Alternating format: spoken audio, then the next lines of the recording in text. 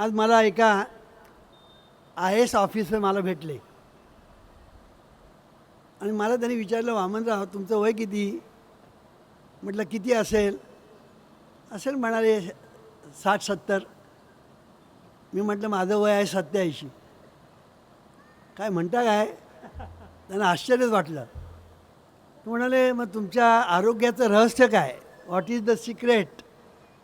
मी त्यांना सांगितलं मला व्यसन नाही, कसलंही सुपारीचं पण नाही. मग बाकीचं तर सोडाच. दुसरी गोष्ट नियमित व्यायाम करतो. तिसरी गोष्ट विचार चांगले, अनिष्ट विचार मनामध्ये कधी येत नाहीत. विचार नेहमी चांगलेच येतात. तुम्ही म्हणा विचार कसले हो चांगले येतात वामनराव? हे ईश्वरा सर्वांना चांगली बुद्धी दे, आरोग्य दे, सर्वांना सुखात आनंदात, सर्वांचं भल कर, कल्याण कर, आणि तुझे गोड नाम मुखात खंड राहू दे. हे विचार आमच्या मनात येतात. आमच्या मनामध्ये विचार काय येतात वामनराव? हे येतात सर्वांचं भलं होऊ दे, सर्वांचं कल्याण होऊ दे, सर्वांना सुख शांती समाधान आनंद मिळू दे, सर्वांची भरभराट होऊ दे, सर्वांना चांगली झोप लागू दे. फार कठीण काम आहे ते. लोकांना झोपेच्या गोळ्या घ्याव्या लागतात. हे मी काय सांगतो आहे, हे विचार कोणाचे येतात मनात? खरं सांगा, हे येतच नाही. तुम्ही देवळात जाता, देवाजवळ काय मागता? देवा मला प्रमोशन मिळू दे, देवा माझं इन्क्रिमेंट अडलेलं आहे ते सुटू दे, देवा मला अजून मुलगा झालेला नाही तो होऊ दे, देवा माझ्या मुलीचं लग्न झालेलं नाही ते होऊ दे. देवाजवळ मागत असतो, सारखा मागत असतो. आता मला सांगा, तुमच्याकडे आता इथे मी बसलेलो आहे आणि तुम्ही प्रत्येकजण येऊन माझ्याकडे काहीतरी मागायला लागला ना, तर मी काय करेन? मी मुंबईला पळून जाईन. पण देवाची परिस्थिती बिघडलेली आहे. देवाला पळून जाता येत नाही. कळलं की नाही? असो, सांगायचा मुद्दा असा की आपण देवाजवळ काय मागतो? देवा मला दे, मला दे, माझ्या कुटुंबाला दे. बस याच्या पलीकडे आपण जात नाही. परिणाम काय? देव म्हणतो हा स्वतःसाठी मागतो, हा हरामखोर आहे म्हणाले. जो स्वतःसाठी मागतो तो हरामखोर, आणि जो सर्वांसाठी मागतो तो सीताराम.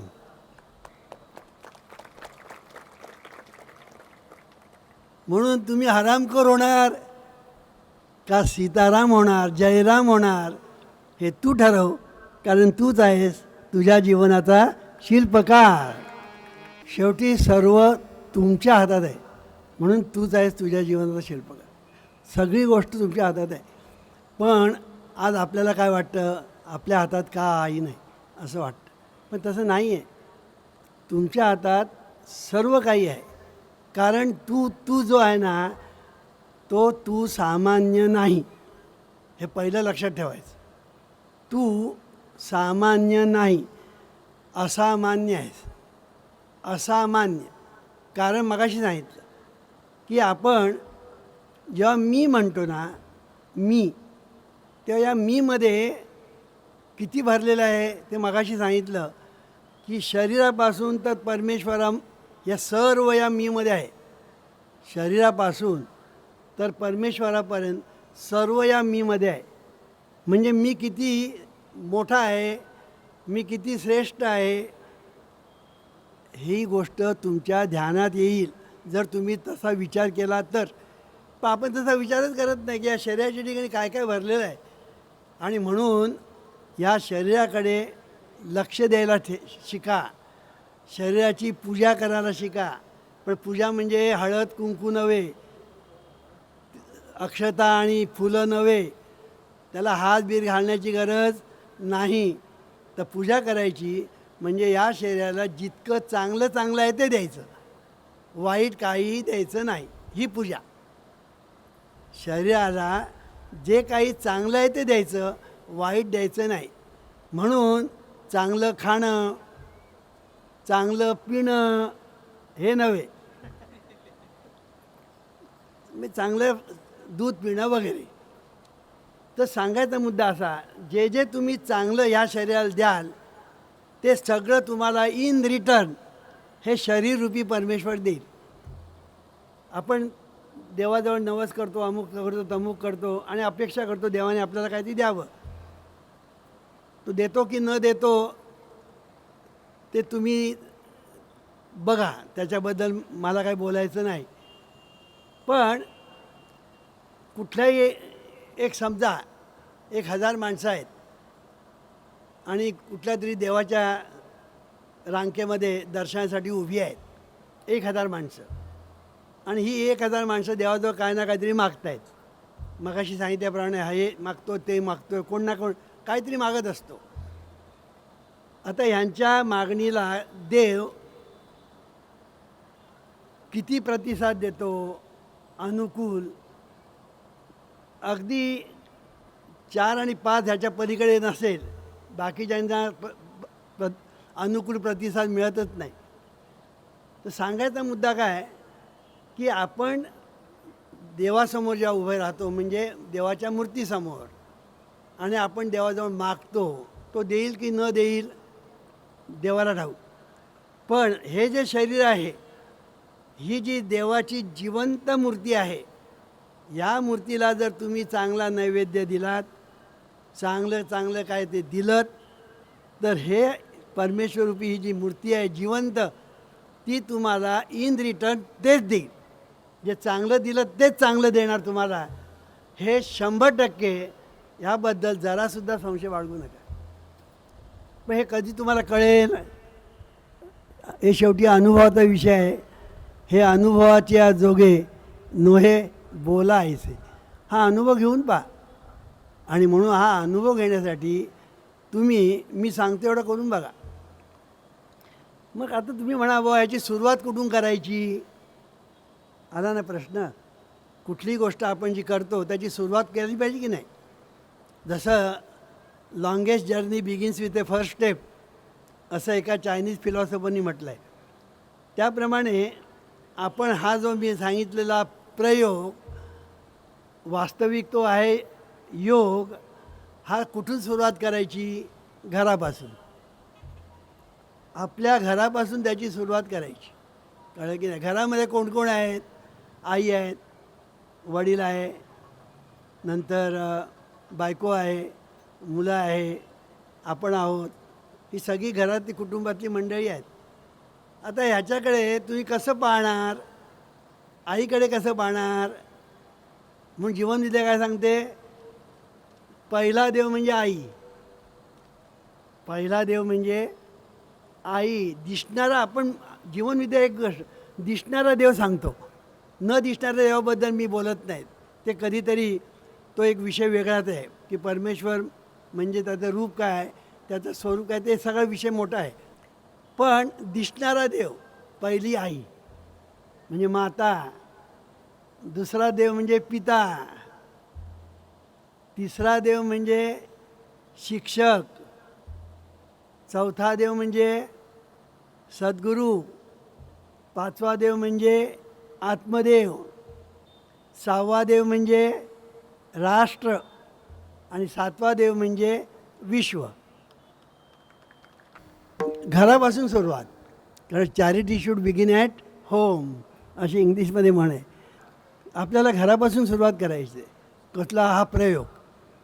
प्रयोग काय? शरीर साक्षात परमेश्वर ह्या दृष्टीने बायकोकडे पहा, नवऱ्याकडे पहा, मुलांकडे पहा, आईकडे पहा, वडिलांकडे पहा.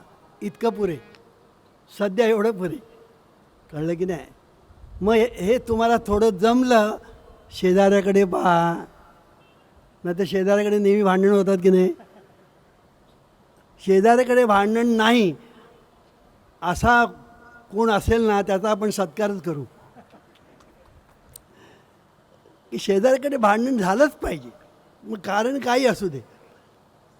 मग शेजाऱ्याकडे जर आपण जर या दृष्टीने पाहिलं तर तो शेजारी आपण आपल्याकडे त्याच दृष्टीने पाहणार, कारण ॲक्शन तशी रिॲक्शन.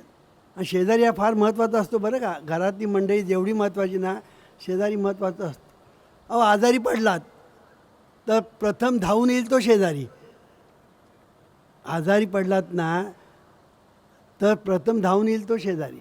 म्हणून शेजाऱ्याकडे कधी वैर करू नका, किंबहुना कोणाकडेच करू नका.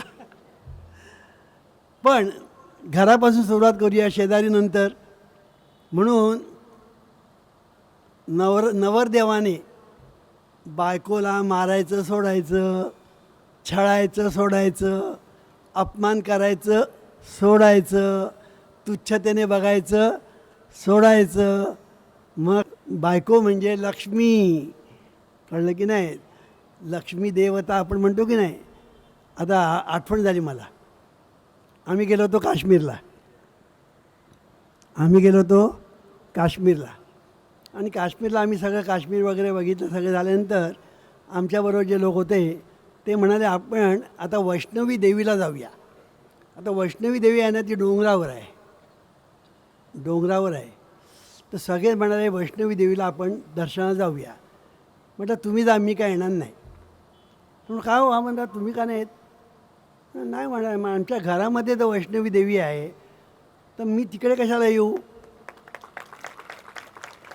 तर म्हणजे तुमच्या घरात कुठली वैष्णवी देवी. म्हटलं आमची बायको.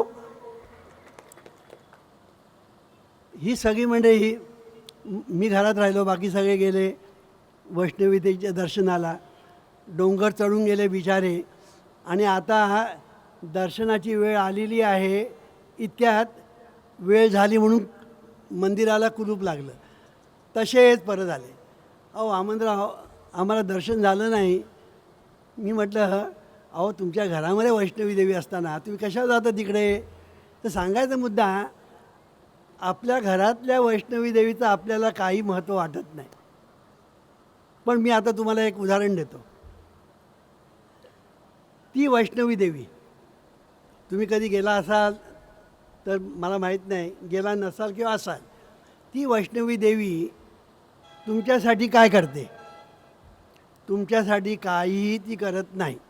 हसत नाही, बोलत नाही, चहा करत नाही, जेवण करत नाही, तुमच्याकडे प्रेमाने बघत नाही, हसत नाही, काही करत नाही. कळलं की नाही. आणि आमची घरातली वैष्णवी देवी, ती आम्हाला गरम गरम चहा देते, गरम गरम जेवण देते, आम्हाला पाहिजे ते सगळे देते. कोण. घरातली वैष्णवी देवी. मग आता ती वैष्णवी देवी श्रेष्ठ का घरातली वैष्णवी देवी श्रेष्ठ, हे तू ठरव, कारण तूच आहेस तुझ्या जीवनाचा शिल्पकार. अहो जीवन हे सोपं आहे. आणि संतांनी पण हे सांगितलं आहे, पण ते फार थोडं थोडं सांगितलं आहे आणि तुटक तुटक सांगितलं आहे. मी सांगू का. नर नारी वाळे अवघा नारायण, ऐसे माझे मन करी देवा. सांगितलेलं आहे तुकारामाने. जे जे भेटे भूत ते ते जाणीजे भगवंत, ज्ञानेश्वर महाराज. हे मी काय सांगतो आहे की संतांनी सांगितलं आहे, पण जीवनविद्येने सांगितलं आहे तसं सांगितलेलं नाही. जीवनविद्येने त्याच्या पुस्तकात लिहिलं. हे सांगायचा मुद्दा काय की आपण आपल्या कुटुंबापासून जर सुरुवात केली तर आपल्या कुटुंबामध्ये स्वर्ग निर्माण होईल. स्वर्ग. बायकोकडे पाहताना ती लक्ष्मी म्हणून पहा, बायकोनी नवऱ्याकडे पाहताना तो नारायण म्हणून पहा, देव म्हणून पहा, पतिदेव म्हणतो ना आपण, तसं पहा. किती सोपं आहे. मुलांकडे पाहताना ही देवाची लेकरं आहेत म्हणून पहा. देवाची लेकरं म्हणजे देवच. देवाची लेकरं म्हणजे देवच. वाघाचं पिलू म्हणजे वाघ, सिंहाचं पिलू म्हणजे सिंह, लांडग्याचं पिलू म्हणजे लांडगा. तसं देवाचं पिलू म्हणजे देवच. तुम्ही आम्ही सर्व देवाची लेकरं आहोत म्हणजे देवच आहोत. या दृष्टीने पाहायला शिका, मग घराचा स्वर्ग होतो की नाही पहा. लोक काय म्हणतात, मेल्यानंतर स्वर्गात जाण्याची अपेक्षा बाळगतात. आता तो स्वर्ग आहे की नाही कोणी बघितलं आहे का? आता मला सांगा, तुमचे आजोबा पंजोबा खापर पण सगळे वर गेले, कोणीतरी तुम्हाला पत्र पाठवलं का आम्ही इथे खुशाल आहोत? कोणी पाठवलं आहे का? त्याने हात वर करा. बरं, कोणी तुम्हाला फॅक्स केला का? हात वर करा. ते कुठे गेले ते गेलेच. त्यांनी पत्र पाठवलं नाही, फॅक्स केला नाही, SMS केला नाही, मोबाईलवर बोलले नाहीत, टेलिफोन केला नाही, गेले ते गेले. आता स्वर्ग आहे की नाही कोण बघायला गेलं आहे? मग त्याला एकच उपाय, म्हणजे आपण स्वर्गात गेलं पाहिजे, आहे की नाही बघायला, पण परत सांगायला येणार नाही. हे मी काय सांगतो आहे, म्हणून आम्ही म्हटलं स्वर्ग नरक या खुळ्या कल्पना. अरे स्वर्ग इथेच निर्माण करायचं आहे. पहिला घरात निर्माण करा, मग समाजात निर्माण करा, मग राष्ट्रात निर्माण करा, मग विश्वात निर्माण करा. इथेच. पण मूर्ख लोक जे आहेत ते कोणीतरी काहीतरी सांगतं, मेल्यानंतर स्वर्गात, मेल्यानंतर अमक्यात आणि मेल्यानंतर वैकुंठात, आणि ह्या सगळ्या ह्या कविकल्पना आहेत. कळलं की कविकल्पना आहे. जे काय आहे ते सगळं इथेच. आणि म्हणून दिव्यदृष्टी म्हणजे काय? तुमची दृष्टी बदलणं, याला दिव्यदृष्टी म्हणतात. तुम्ही आता ज्या दृष्टीने बघता ती बदला, म्हणजे तुमची सृष्टीच बदललेली तुम्हाला दिसेल. आणि म्हणून घरातल्या लोकांकडे, शेजाऱ्याकडे, समाजामध्ये जर या दृष्टीने तुम्ही जर पाहायला शिकाल तर स्वर्ग निराळा नकोत. इथेच आनंद आहे, इथेच सुख आहे, इथेच शांती आहे, इथेच समाधान आहे, इथेच आनंद आहे, सर्व काही इथे आहे. म्हणून जीवनविद्येचे तत्त्वज्ञान तुम्हाला मिळावं म्हणून मी इतक्या लांब आलेलो आहे. मगाशी सांगितलं माझं वय किती? 87. आलो कुठून? मुंबईहून. बोललो किती वेळ? तास होऊन गेला. बसलो किती वेळ? जास्त वेळ. सकाळी पुन्हा थोडा वेळ बोललो ते वेगळंच. कशासाठी? तुमच्याकडून काही मिळवण्यासाठी नाही, तुम्हाला देण्यासाठी मी आलेलो आहे. आता घ्यायचं की न घ्यायचं कोणी ठरवायचं? तू ठरवायचं, कारण तूच आहेस तुझ्या जीवनाचा शिल्पकार. हे सगळं तू. आणि म्हणून आमचा जो कर्जतला जो जीवनविद्येचा जो प्रकल्प आहे तो कशासाठी आम्ही करतो आहोत की आमच्या पाठीमागेसुद्धा ही जीवनविद्या जी आहे ही आपली लहान मुलं आहेत, तरुण वर्ग आहे, मोठी माणसं या सगळ्यांना मिळावी आणि सगळे सुखी व्हावेत, सगळे निर्व्यसनी व्हावेत, सगळे आनंदी व्हावेत, सगळ्यांना समाधान मिळावं, सगळ्यांची भरभराट व्हावी, सगळ्यांची प्रगती व्हावी, सगळ्यांची उन्नती व्हावी आणि सगळ्यांचा उत्कर्ष व्हावा, म्हणून आमचे हे सर्व प्रयत्न आहेत. तुम्हाला आश्चर्य वाटेल, आमच्या जीवनविद्या मिशनमध्ये जे आले त्यापैकी बरेच लोक गरीब आहेत. म्हणजे 95% किंबहुना 98% लोक गरीब आहेत. 2% श्रीमंत असतील, पण 98% गरीब आहेत. मग या गरिबांकडे तुम्ही बघा, तुम्हाला त्यांच्या चेहऱ्यावर आनंद दिसेल. कोणाकडेही बघा, तुमच्या चेहऱ्यावर आनंद दिसेल. आता हीच गरीब मंडळी तुमच्या दारात आली, बोईसरमध्ये पुस्तकं घ्या, प्रबोधनाला या, CD घ्या. त्यांना काय अडलं आहे? त्यांना आम्ही कमिशन देत नाही, ते मोबदला घेत नाही, काही घेत नाही. पण ते हे कार्य का करतात? ते सुखी झाले, तुम्ही सुखी व्हावं ही त्यांची इच्छा, आमची इच्छा.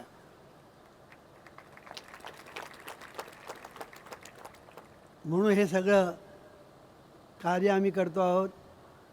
जीवन विद्यापीठ कर्जतला आम्ही जे करतो आहोत त्याचा हेतू तो आहे की आज मुलं वाम मार्गाला सहज जातात, सिगारेट ओढतात, मगाशी सांगितले म्हणे गुटखा खातात, दारू पितात, स्वतःचा नाश करतात, घरातल्या लोकांचा नाश करतात. मग मोठी माणसं कपाळाला हात लावून बसतात मुलं बिघडली म्हणून. पण हे सगळं का होत आहे? याचं एकच कारण, मुलावर जे संस्कार करायला पाहिजे, मुलांना जे शिक्षण दिलं पाहिजे, मुलांना जी शिकवण दिली पाहिजे ती तुम्ही कोणी देतच नाही.